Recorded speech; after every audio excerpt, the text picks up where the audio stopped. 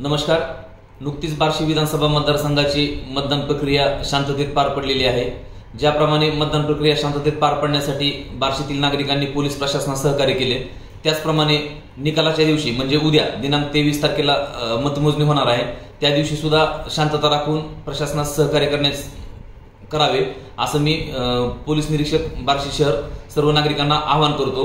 विनाकारण अफवावर विश्वास ठेवून आणि दंगामस्ती गोंधळ घालून कायद्याचं उल्लंघन करू नका, जेणेकरून त्यांच्यावर गुन्हे दाखल करण्याची वेळ आमच्यावर येऊ शकते। तरी सर्व नागरिकांनी ज्या पद्धतीनं मतदानाच्या दिवशी शांतता राखली, त्याच पद्धतीनं निकालाच्या दिवशी पण शांतता राखावी असं मी आवाहन करतो। धन्यवाद।